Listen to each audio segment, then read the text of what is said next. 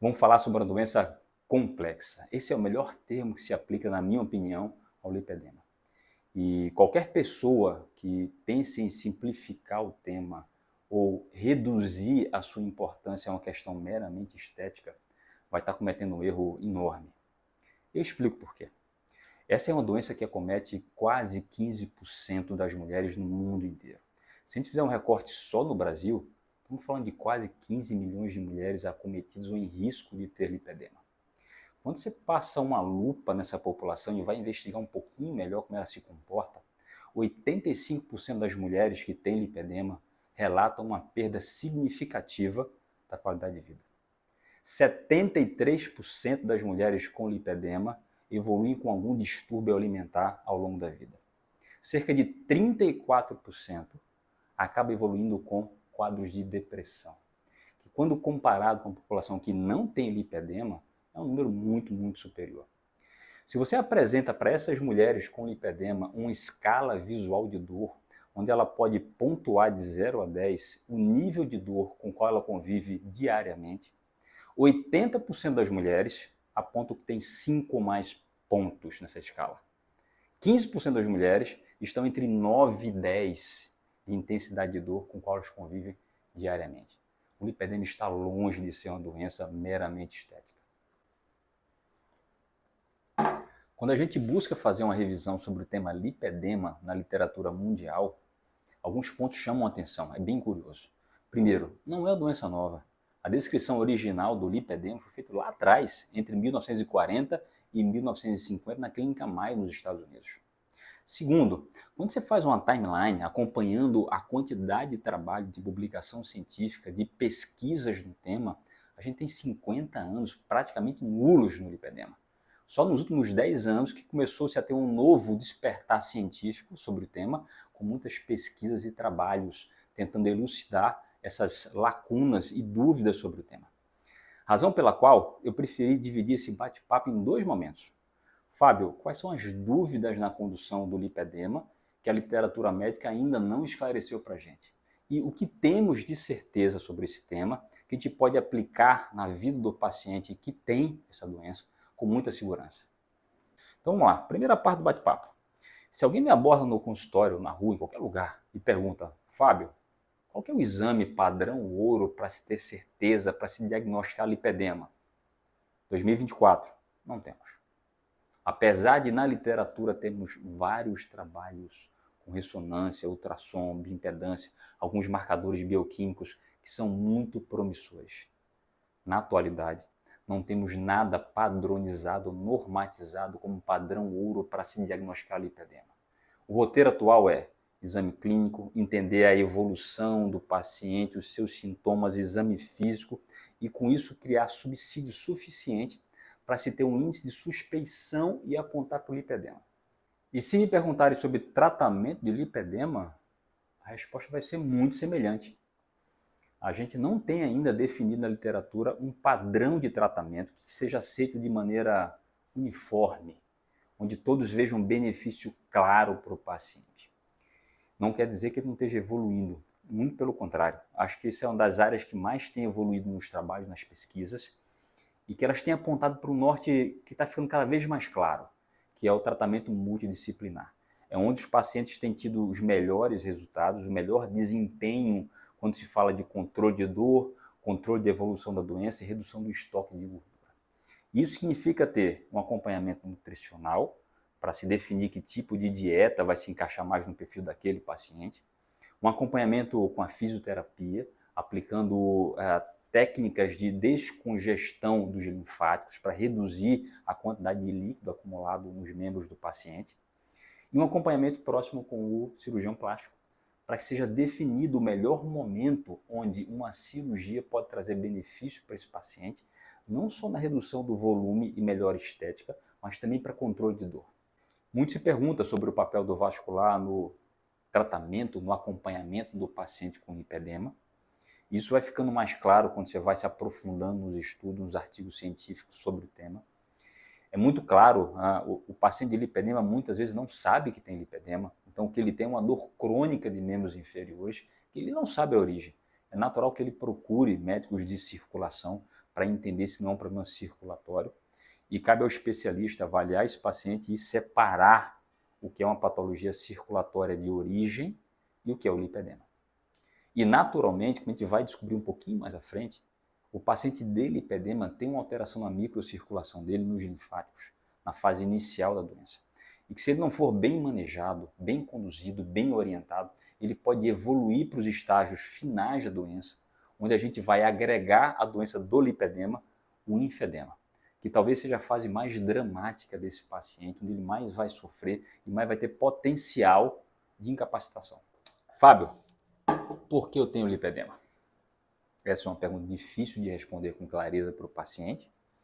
O que temos em voga, sendo discutido e pesquisado, é uma influência genética, hereditária de família, porque 60% das mulheres com lipedema você consegue encontrar uma referência familiar de um quadro semelhante ao dela, e uma influência hormonal, principalmente um desbalanço entre estrogênio e progesterona.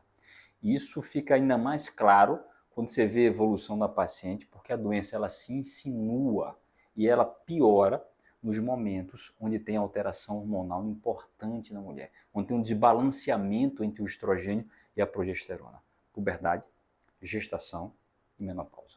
Na segunda parte do bate-papo, a gente pode falar sobre o que temos de consolidado na literatura médica sobre o tema lipedema. E aí podemos trazer um primeiro ponto que é: o lipedema é uma doença quase que exclusivamente do público feminino, das mulheres. Eu digo isso porque os poucos e raros casos relatados na população masculina eram de pessoas, de homens com distúrbio hormonal intenso. Então, sim, o lipedema é uma doença do público feminino. O lipedema ele se caracteriza por uma deposição excessiva, desproporcional e simétrica de tecido adiposo, principalmente na metade inferior do corpo, quadril, glúteo e membros inferiores, e que eventualmente também acomete os membros superiores. E daí sai a classificação que vai de 1 a 5, a depender das áreas acometidas. Ele também tem como característica poupar mãos e pés e o tronco da mulher. E o terceiro ponto que a gente pode trazer para essa discussão, e que talvez seja o que mais tem relevância para os sintomas da doença, para a sua evolução e para o risco de intercorrências ao longo do tempo, é a presença de uma reação inflamatória crônica no tecido adiposo que responde pelos sintomas e percepção de dor das mulheres. Um outro dado interessante sobre o lipedema e que pouca gente sabe é que parte das mulheres que têm o diagnóstico de lipedema também apresentam uma hiperflexibilidade das articulações. Mas, Fábio, qual o problema disso? Primeiro, com a evolução da doença, se eu tenho articulações que são mais flexíveis e mais maleáveis, elas tendem a deformar com mais facilidade. E o corpo do lipedema, quando vai acumulando gordura e peso, ele tende a buscar um novo ponto de equilíbrio. E a gente vai perceber com frequência nos estágios mais avançados da doença, uma tendência a um joelho valgo, que tende ao meio do corpo, uma pronação dos pés, que é rotar nesse sentido, e uma hiperlordose, tudo para tentar encontrar um novo ponto de equilíbrio para essas pacientes. Mas que naturalmente isso aumenta o potencial de dor e desconforto e impacta diretamente na qualidade de vida do paciente e na sua capacidade de se movimentar. Dito isso, como é que se apresenta uma paciente no consultório que tem lipedema? A história geralmente gira em torno de anos de desconforto com o corpo, não só físico, mas emocional, porque é uma paciente que muitas vezes já passou por dietas, por nutricionista ou nutrólogo e não teve sucesso nesse processo. Pacientes que já passaram por cirurgia bariátrica também e não conseguiram reduzir aquela desproporção no corpo. Então existe um sofrimento psicológico nesse processo que a paciente deixa transparecer com muita facilidade. E isso é uma característica do lipedema. Ele não responde facilmente nem exercício físico, nem as dietas tradicionais. É uma paciente que você consegue perceber a desproporção física no corpo dela entre membros e tronco. E é uma paciente que fala com muita clareza sobre um processo de dor e de percepção de inchaço nas pernas, que é crônico e que incomoda bastante e atrapalha a sua rotina diária, a sua mobilidade. É uma paciente que queixa de desconforto ao toque no seu corpo. É uma paciente que percebe nodulações nas regiões afetadas, isso tem muita relação com o processo inflamatório que ela sofre, e percepção de roxinhos ao longo do seu corpo. Então a história de sofrimento emocional e físico da paciente geralmente é crônico, vem de anos dessa paciente vivenciando todo esse processo. Agora vamos um pouquinho mais fundo, vamos mais denso, vamos tentar entender o que está acontecendo exatamente agora no tecido de um paciente que tem lipedema. Vem comigo. Primeiro eu vou te apresentar como é que funciona uma pele normal. A gente vai ter a parte superficial da pele, derme e epiderme, e logo abaixo dela vai ter essa área que a gente chama de tecido celular subcutâneo, onde de fato lá estão os adipócitos. Mas não é só isso. A gente vai ter uma estrutura complexa, onde não só tem os adipócitos, que são as células de gordura, temos os vasos sanguíneos, os linfáticos e uma substância gelatinosa chamada matriz extracelular, composta por células de defesa, glicosaminoglicanos, proteínas, ácido hialurônico, colágeno, que tem uma função de sustentar esse tecido, dar apoio para ele e também uma função muito importante. Ela atua facilitando o transporte de nutrientes e oxigênio da circulação para as células e também ela traz os detritos, o lixo metabólico da célula, de volta para a circulação para ser eliminado. Então, quando tudo está perfeito, é assim que funciona. Agora vamos mergulhar no lipedema. Olha só que interessante isso. E a primeira diferença que eu quero que vocês percebam é a seguinte. De um lado, do lado normal, você tinha adipócitos que tinham tamanhos regulados por sinalizadores bioquímicos e quantidade de células reguladas. No lipedema, isso se perde. Tanto o controle do tamanho do adipócito, como a quantidade, a multiplicação que ele sofre. Então você passa a ter células maiores que acumulam mais gordura. Então temos células maiores e mais numerosas. A gente continua tendo uma estrutura com circulação, com vasos e com o linfático presente. Ok? Nós também temos, assim como na pele normal,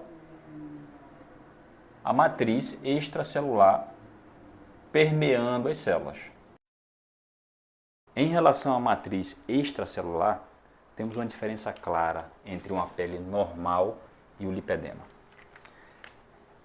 Elas acumulam, têm uma tendência a reter moléculas de sódio em maior quantidade. Isso tem uma consequência. O sódio, ele atrai líquido, ele atrai água, o que encharca o tecido e pode estar relacionado ao edema percebido pelas pacientes do lipedema. Naturalmente, se eu tenho um tecido mais encharcado, ele precisa ser drenado com mais intensidade, com mais volume. Quem vai se sacrificar nesse processo são os linfáticos. Então, na paciente que tem lipedema, desde o início, nas fases iniciais, o que se percebe é um fluxo aumentado de drenagem linfática, porque eu tenho um volume de líquido maior nessas pacientes. Outro ponto característico percebido também nas pacientes que têm lipedema está relacionado aos vasos. A microcirculação do lipedema, provavelmente, ela está também comprometida e faz parte do processo inflamatório a qual a paciente passa, principalmente porque no paciente de lipedema se especula que os vasos têm uma permeabilidade maior, ou seja, eles permitem que os líquidos saiam com mais facilidade. Isso potencializa o efeito do sódio na matriz extracelular e tem uma segunda consequência possível. Se eu tenho um vaso que é mais permeável, que permite saída de líquido e nutrientes em excesso, ele acaba permitindo o crescimento excessivo ou facilita esse processo de crescimento do adipócito. E aí, na evolução da doença, percebam o seguinte: se eu tenho adipócitos maiores em tamanho, se eu tenho adipócitos em maior quantidade, uma consequência natural disso é um afastamento entre a área que precisa ser nutrida e a fonte de nutrição. Olha a diferença entre uma pele normal e um lipedema. O que é que vai acontecer? Como consequência, as partes mais distantes da microcirculação começam a sofrer um processo de hipóxia e falta de nutrição, que vai culminar com a destruição dessa célula. Lembra que no começo eu falei que na matriz extracelular também tinham células de defesa do organismo? Quando elas encontram esse quadro de sofrimento celular e de destruição, elas iniciam um processo reparador inflamatório. E esse processo, ele vai culminar, ele vai finalizar com a formação de uma reação cicatricial, que responde não só pela dor que a paciente refere, mas pela percepção de nódulos embaixo da pele. E como nós falamos que isso é um processo dinâmico, cíclico, é uma reação inflamatória crônica. O processo de multiplicação e crescimento da célula de gordura, do adipócito, continua. Então, destruir aqui em cima, ele vai crescendo mais para baixo, vai multiplicando de maneira desordenada. E continua afastando as camadas superficiais da área de nutrição. Isso vai culminar de novo com sofrimento tecidual, hipóxia, liberação de uma série de mediadores inflamatórios, destruição celular, necessidade de reparação celular, formação de cicatriz tecidual, nódulos maiores. Que é exatamente o que acontece na evolução da doença. A paciente que vai evoluindo nos estágios da doença, que vai de 1 a 3, o quarto já é o estágio de complicação com linfedema. Elas vão percebendo piora dos sintomas e nódulos cada vez maiores na pele. Além de retrações, a pele vai sendo retraída, porque ela vai ficando presa no processo inflamatório. Então você percebe a pele com retrações, porque ela vai sendo aprisionada pela reação inflamatória interna do processo. Nódulos maiores têm o potencial de gerar compressão extrínseca, não só em raízes nervosas da pele, que geram dor e desconforto também na paciente, mas também comprimem os vasos da microcirculação e os linfáticos. Esse provavelmente é o estágio mais avançado ou final da doença, quando eu tenho compressão das estruturas circulatórias, porque isso vai deteriorar de maneira decisiva a drenagem desse líquido inflamatório que está aqui e a paciente vai evoluir para um quadro de linfedema, que é o lipolinfedema, que provavelmente é o estágio mais dramático de sofrimento e de incapacitação de uma paciente. Bem, pessoal, essa é uma introdução sobre o que é o lipedema, que doença é essa. A ideia é trazer esclarecimento, trazer luz ao tema para que a gente possa debater um pouco mais sobre isso e informar as pessoas. A minha ideia é gravar um pouquinho mais, primeiro sobre como fazer o diagnóstico, como saber se eu tenho lipedema e depois sobre a jornada do tratamento do paciente com lipedema. Bem, foi um prazer estar com vocês, eu vou estar por aqui, um grande abraço.